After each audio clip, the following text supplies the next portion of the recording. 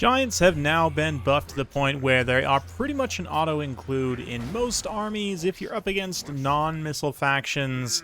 And what would you know? Khorne definitely falls into that. Today, Big Papa's Warriors of Chaos with no Slaanesh going to be going up against Khorne. Instead, it's Warriors with all Mark of Nurgle units. We've got Festus here, backed up by an exalted hero of Nurgle, and Billy. Of course, Big Billy, the Regiment of Renowned Giant with 700 weapon strengths, 73 melee attack with poison damage, of course. Mark of Nurgle means he's got extra HP over a normal giant, 25% missile resistance as well. Got some warriors with great weapons here, some marauders with great weapons as well, a chosen of Nurgle, some marauder horsemen with throwing axes, and already got an engagement out in the periphery here with some poison warhounds and horse masters being chased away by skull crushers and chaos furies. Also got some bloodletters for Khorne mixed in here in the infantry line, some halberds as well, and chaos warriors of Khorne.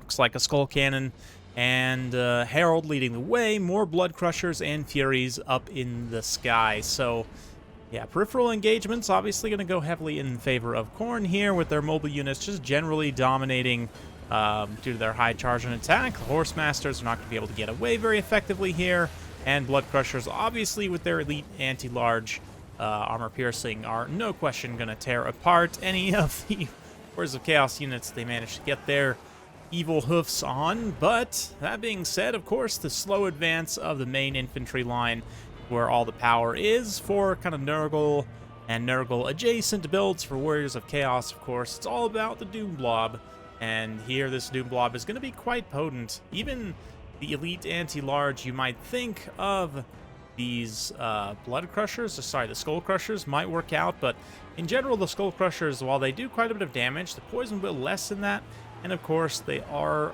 going to take significant hits.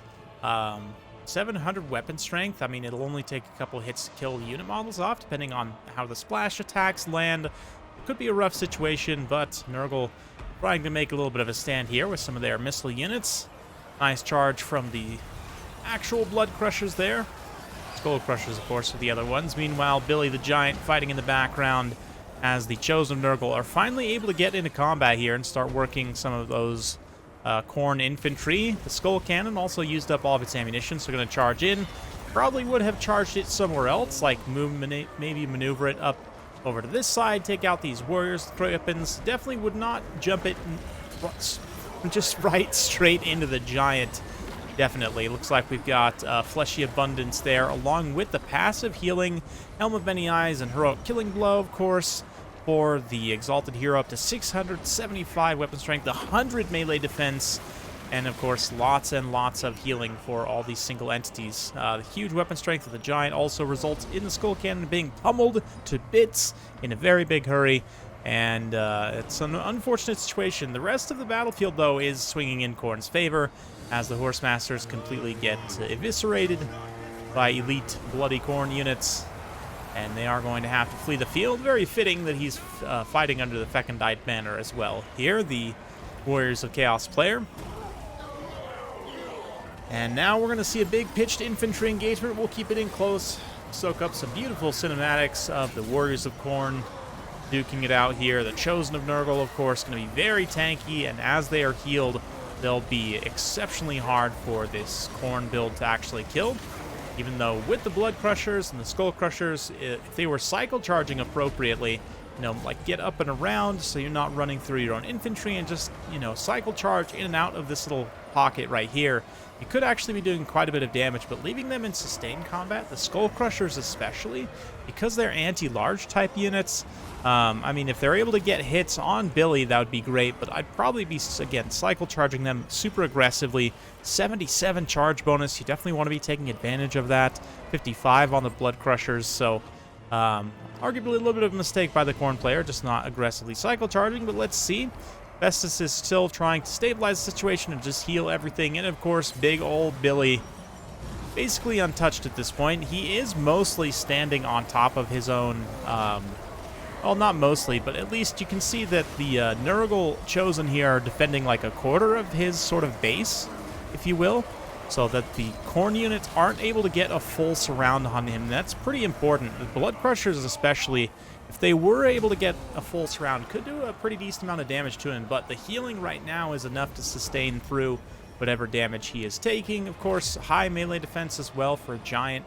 43 melee defense is certainly quite potent, and this violent wind here going to be used to great effect as well. Corrode the armor there. Yeah, you can see minus 30 armor on those Skull Crushers, puts them down to only 100. I mean, most units in this Nurgle build armor piercing anyway. The Herald does manage to get in there and snipe out Festus. This is going to be pretty important in order to stop the healing of Nurgle and not allow them to be punishing HP. But even as it is right now, the Billy still has just under 13,000 HP, dropping slowly. He is taking some hits, but would be able to grind for quite some time. This is probably going to take a while for him to get finished off, so let's watch the Herald here kind of chase Festus a little bit. Marauder Horsemen also throwing whatever missiles they have access to. The Warriors of Krapens, thankfully, and the Chosen, well, Chosen are taking quite a bit of damage. It looks like they just got engaged from the rear by some Bloodletters here. Painful situation for them. The Blood Crushers also, elite anti-large AP. Will be able to get some damage on those Nurgle Chosen. But of course, Big Billy, the Skull Crushers are somewhere else. Are they still mixed in here? I guess they, yeah, the Blood Crushers look like they're going to be going down soon. Their leadership is just too low to sustain. The Skull Crushers, unfortunately, do get caught out in the open field. Some Horsemasters manage to run them down, and a super cost-effective engagement for the Marauders of the Fecundites, as these regular old Marauders here managed to drag down the most elite of Khorne's cavalry very cost-effectively in this late game here. They're going to try and detach and pull away, but one of the reasons I'm not the biggest fan of Skull Crushers, their HP is pretty low. Their HP and melee defense for the cost, no way of healing them on Khorne's roster, can be a little bit tricky to operate successfully, but it is what it is. I definitely want to play around a little bit more with Warriors of Chaos and see, like, mixing in Nurgle healing with some other Warriors type. Oh man, that nuclear fart there just doing a devastating amount of damage. Corroding the armor actually literally triggers army losses. Have you ever seen a fart trigger army losses before? Oh, now you have. There you go. The Herald's out in the distance, still trying to chase Festus off, but with army losses kicking in, his time is limited anyway, so there you go. Fun build from the Warriors. Nice to see kind of a thematic build there, and also nice to see Warriors of Chaos not just spamming Slaanesh units until the end of time. No Hellstriders in sight is a great win for all of us, even if we all lose by farting. Yeah, Billy is insane. We'll take a look at his cost versus benefit in just a minute. Chosen also, in a build like this, just in that Doom Blob, are going to perform well.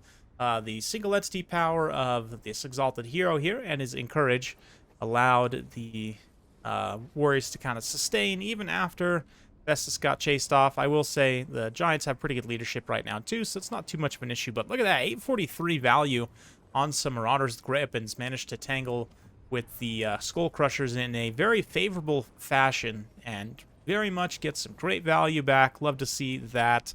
Might even just take a bunch of them, honestly, against Khorne, since they do tend to perform so cost-effectively. But let's just think here about Giants in general, and especially for the factions that can heal them, which right now is Warriors of Chaos and also Ogre Kingdoms. Not that I expect Norska, maybe Norska gets access to Lord of Nurgle in the future, but certainly I don't expect Greenskins to be able to heal their Giants at any point. But for Warriors of Chaos, of course, you've got the regular basic Giant here for only 1,400 at 700 weapon strength. Again, for factions which can't take a lot of missiles, because even with 12,000 HP and missile resistance, this thing is still going to be vulnerable to, like, low-tier shooting, especially mass low-tier shooting. So, you know, typical missile factions, Giants are still going to be tricky to operate, but against more melee-oriented factions, and even, like, Beastmen, potentially, if they don't bring too many Ungor Raiders, and some of the factions that are more kind of on the cusp of being considered missile factions, right? They are also probably good choices for the Giant, but 1,400 for the base goes all the way up to 2,000 for Big Billy, which is a pretty substantial upgrade. But keep in mind, you're not only getting the Regiment of Renown status, but you're also paying for a Mark of Nurgle.